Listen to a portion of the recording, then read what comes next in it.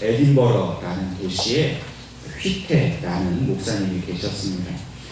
이 목사님은 매주일 시간에 설교하실 때마다 지난 한 주간에 있었던 그 일들 중에서 꼭 한 가지씩 감사의 조건을 찾아서 감사 기도를 늘 드렸습니다. 그러던 중에 한 번은 그 지역에 큰 태풍이 불어와서 그 지역에 많은 피해를 입었고 또 그 주민들도 큰 어려움을 겪는 최악의 한 주를 보냈습니다. 주일 아침이 되어서 성도들이 교회에 와서 서로 말하기를 오늘 아침만큼은 목사님께서 도저히 감사 기도를 드릴 수 없을 것이다, 그렇게 생각을 하였습니다. 그러나 이 휘태 목사님은 그날 아침에도 여전히 감사 기도로 설교를 시작하셨습니다. 그 내용은 이렇습니다. 하나님 아버지 감사합니다. 지난 주간과 같은 최악의 재난이 항상 우리에게 있지 않다는 사실을 감사드립니다. 많은 사람들이 목사님이 결코 감사할 수 없을 거라고 생각했지만 이 휘태 목사님은 최악의 조건 속에서도 그럼에도 불구하고 하나님 앞에 감사할 수 있는 그 이유를 찾아내었던 것입니다. 때때로 우리는 우리의 삶 속에서 어떤 경우에라도 감사할 조건이 분명히 있다는 사실을 우리가 잊어버리고 살 때가 있습니다.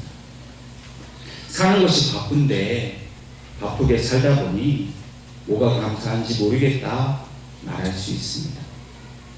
매일매일 반복되는 그런 변화없는 삶을 살고 있는데 뭐 특별히 감사할 수 있는 게 있겠느냐고 생각을 합니다.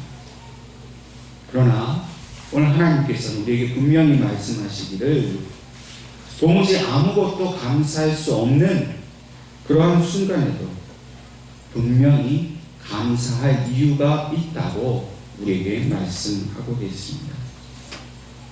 우리는 흔히 오해를 합니다. 뭔가 감사라고 하면 특별히 좋은 일이 있어야만 감사한다고 생각을 합니다. 내 자녀가 시험을 잘 봤던지 또 좋은 직장에 취직을 하게 되어서 다른 아이들보다 더 뛰어나고 앞서가면 우리는 감사합니다.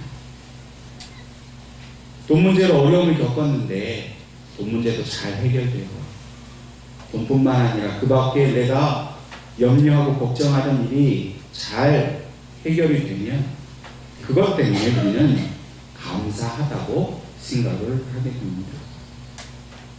물론 내 아이가 다른 아이보다 더 시험을 못 보고 더 원하는 대로 되지 않았는데 감사한다는 것은 참으로 어려운 일입니다. 내 아이가 시험에 떨어졌는데 감사원금 내시는 분은 제가 여지껏 한 번도 본 적이 없는 것 같습니다. 시험을 더 못 본 것이 감사할 조건은 될 수 없을 것입니다. 그러나 그렇다 할지라도 도무지 감사할 수 없는 이 순간에도 감사의 조건을 찾아보면 분명히 감사할 이유가 한 가지 이상은 있다는 것입니다.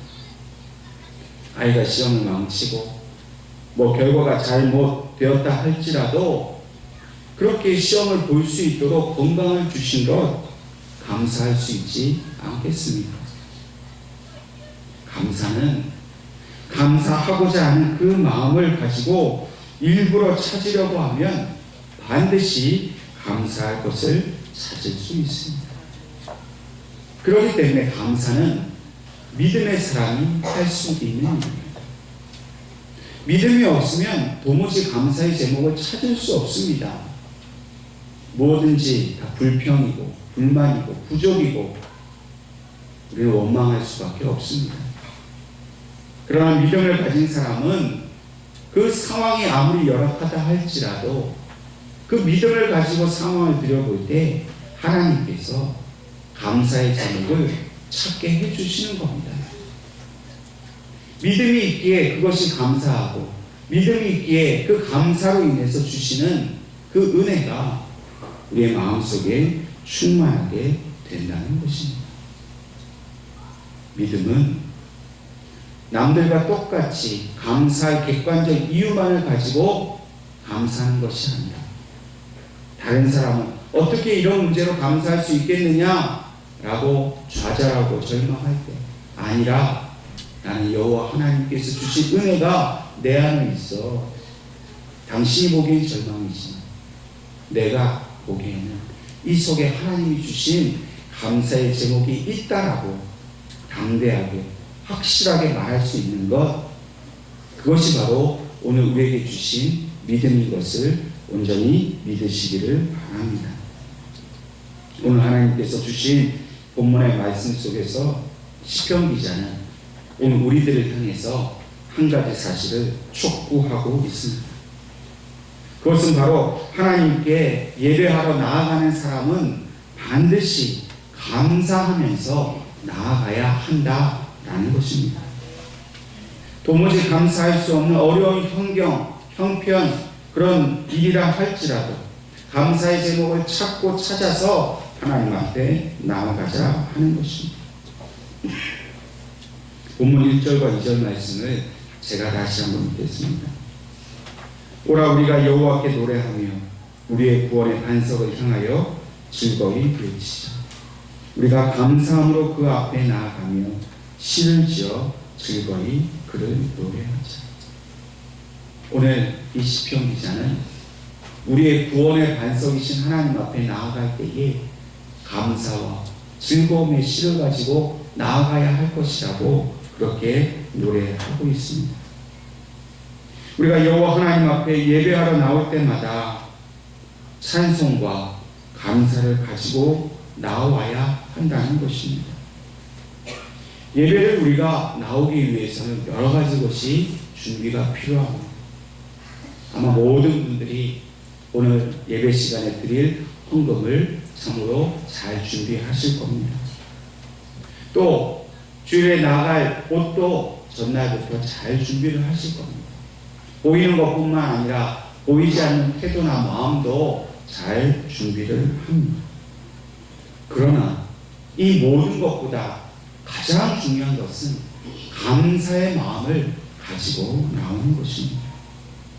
하나님 앞에 예배를 드리러 나와서 우리가 가장 먼저 해야 할 일은 한 주간을 되돌아보면서 내가 오늘 이 예배 시간에 어떤 감사의 제목을 하나님 앞에 드릴까, 그것을 찾아보고 생각하는 일을 가장 처음으로 해야 한다는 것입니다.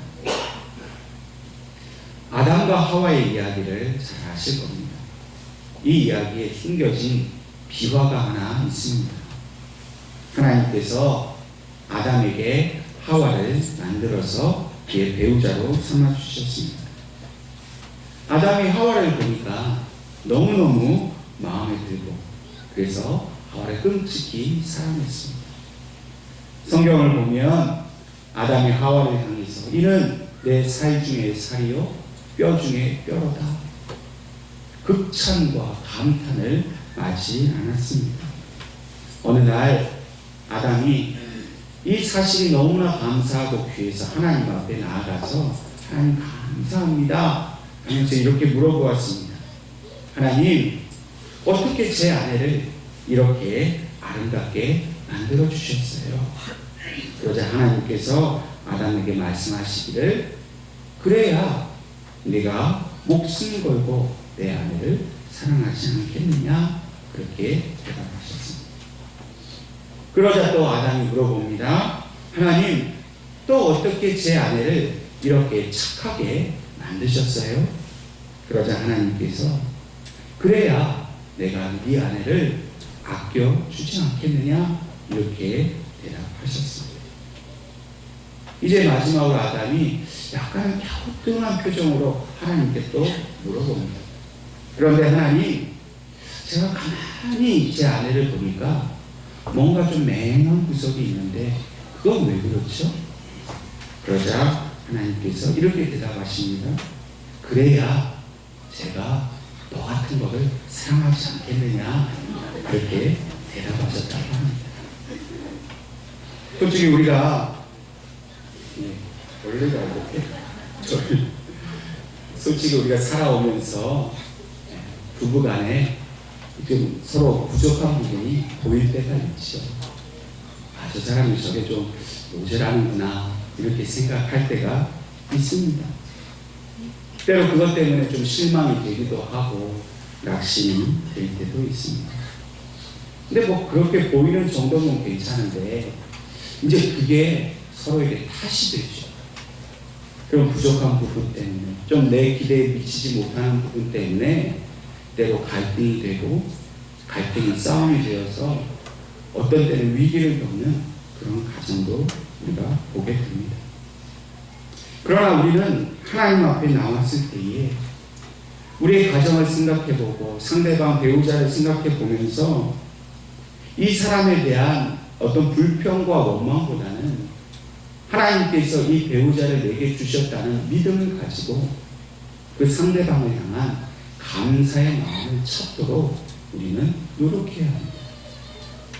착해서, 그래도 착하니까 감사하고, 그래도 건강해서 감사하고, 나를 위해서 좀 맹행한 것이 그게 또 감사하고, 또 부족하고 모자란 그것이 오히려 내가 더 감사할 이유라고 우리가 하나님 앞에 고백할 수 있어야 한다는 것입니다.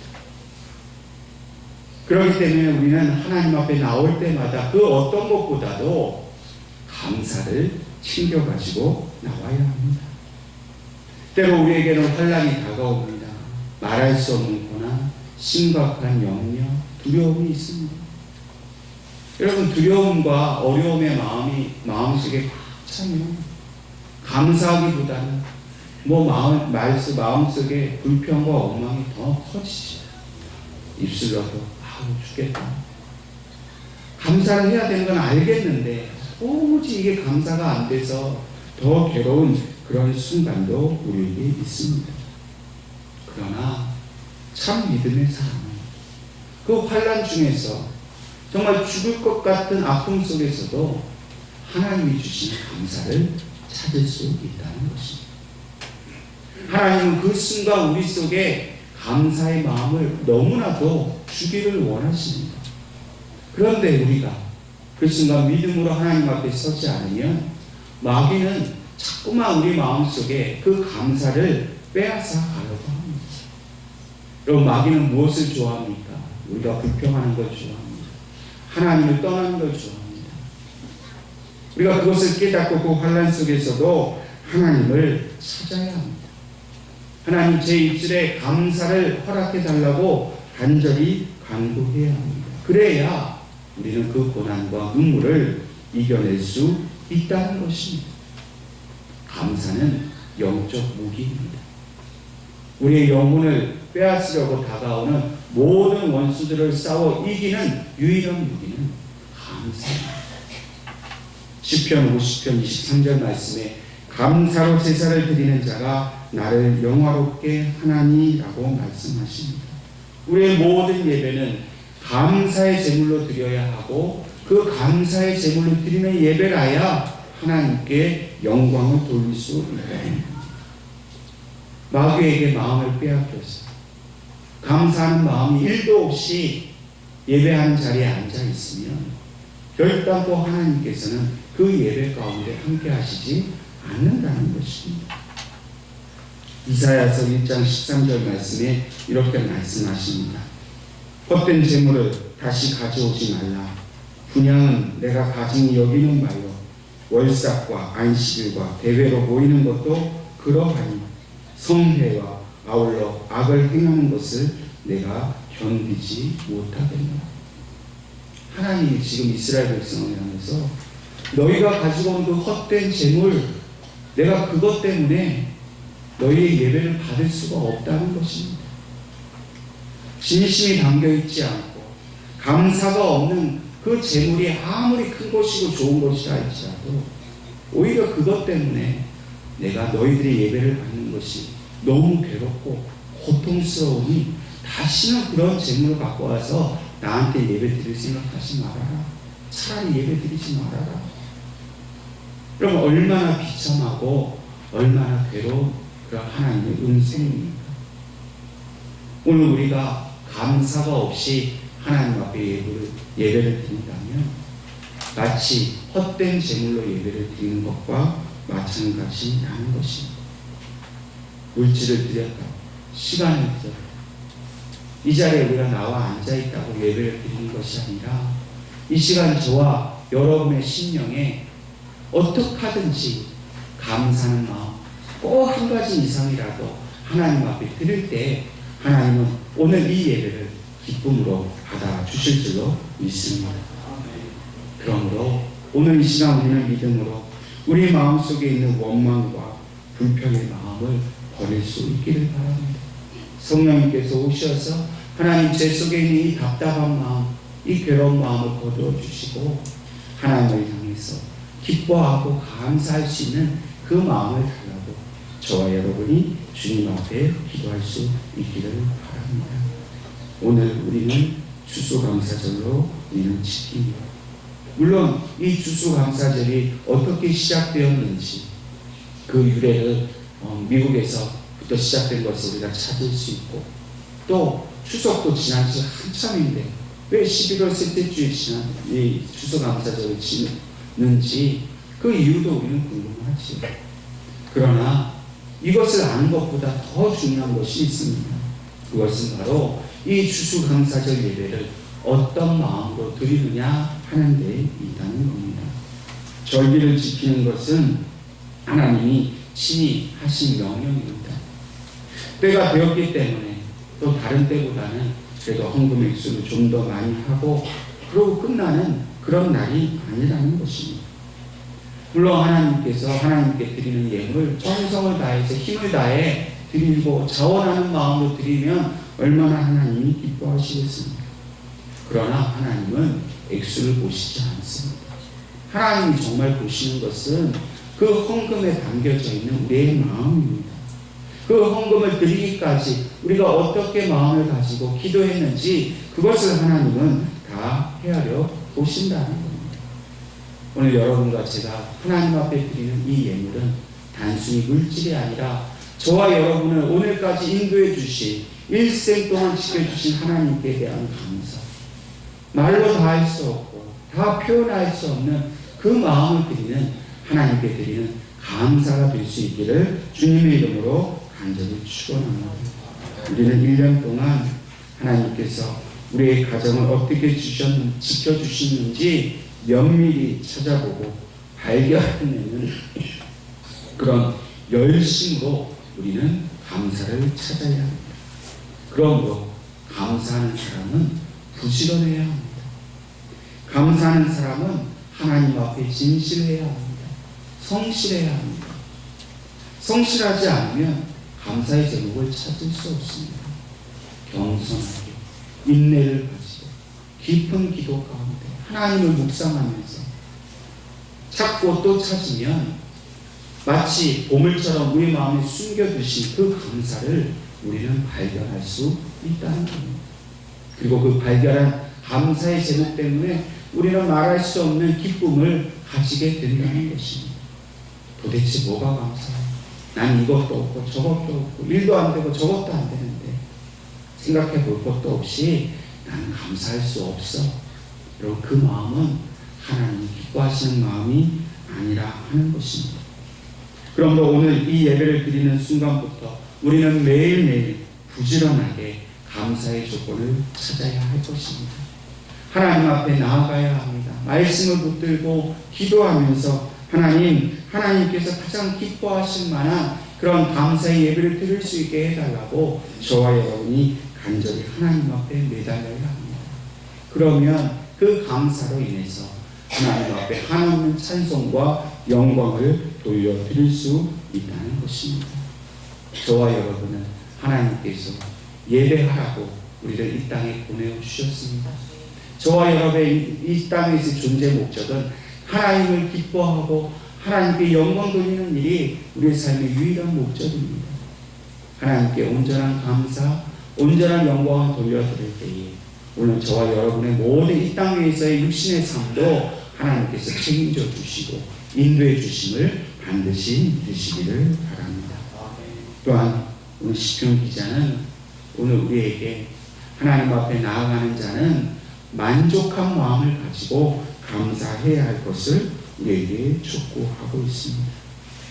여러분, 우리에게 주신 상황이 어떠하든지 간에 내게 주신 것을 감사하고 만족하는 사람만이 참된 감사를 하나님 앞에 드릴 수 있습니다. 본문 8절 이하의 말씀을 보면 시편 기자는 무리바에서 또 마사에서 이스라엘 백성들이 불평하였다는 사실을 언급하고 있습니다. 이스라엘 백성들이 광야길을 지나가다가 목이 말라서 그 마실 물을 구하면서 하나님 앞에 무리바에서 마사에서 하나님 앞에 불평했습니다. 이 무리바 마사라는 말의 그 뜻은 다투다라는 뜻입니다. 그러니까 하나님 앞에 불평했다는 것은 하나님과 다투었다는 겁니다. 하나님과 싸웠다는 것입니다. 여러분, 이스라엘 백성이 마신 물 때문에 하나님과 싸웠다는 것이 얼마나 불경스럽고 얼마나 그 큰 죄가 되겠습니까?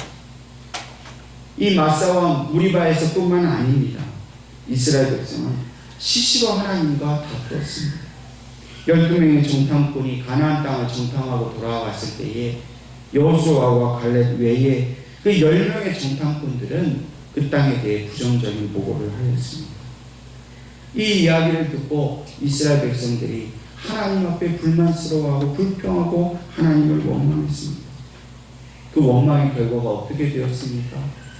감사하지 못하고 만족하지 못한 그들의 결과가 어떻게 되었습니까? 그들은 단 11일이면 걸어갈 수 있는 그 길을 40년 동안이나 광야에서 방황하며 고통을 겪었습니다. 만족함이 없고 감사가 없습니다. 하나님 그 불평에 대한 대가를 반드시 우리에게 치르게 하신다는 겁니다. 한 범죄 심리학자가 형무소에 갇혀있는 죄수와 또 수도원에서 살고 있는 수도사의 차이에 대해서 이렇게 말을 했습니다.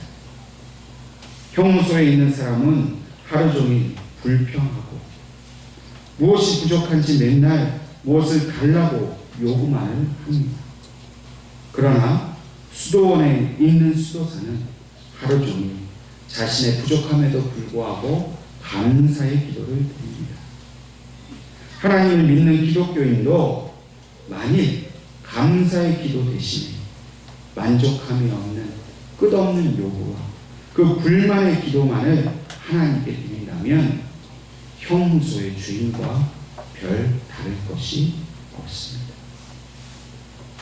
여러분, 감사하는 사람은 아무리 어려운 환경 속에서도 하나님 나라에 살고 있는 것과 같습니다.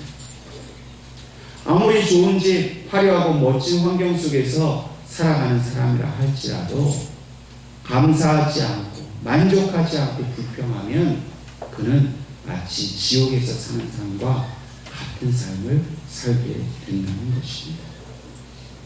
여러분과 저는 어떤 삶을 살고 싶습니까? 물론 천국은 저 하늘에 있고 우리가 죽어서 가게 될 것을 믿습니다. 그런데 하나님은 천국을 오늘 우리의 마음속에도 주셨습니다. 우리의 심령 속에도 하나님의 나라가 있습니다. 불평하고 원망하는 사람은 그 하나님의 나라가 어디에 있는지 찾지 못합니다. 그러나 늘 만족과 감사하는 삶은 내 마음속에 하나님의 나라가 있고 그 하나님 나라 속에서 나는 안전하게 평강을 누리며 살게 하셨음을 우리는 발견하게 되는 것입니다. 그러므로 저와 여러분, 세상에 살아가고 있는 그 어떤 사람과 비교하여서 불만족하고 불평하는 삶을 우리는 버려야 합니다. 비교하는 것 자체가 불행입니다. 하나님이 주신 은혜는 비교할 수 없는 일입니다. 유대인의 명언 중에 이러한 이야기가 있습니다. 이 세상에서 가장 현명한 사람은 누구인가? 모든 사람에게 항상 배우는 사람이다. 이 세상에서 가장 강한 사람은 누구인가? 자기 자신을 이기는 사람이다. 이 세상에서 가장 부유한 사람은 누구인가?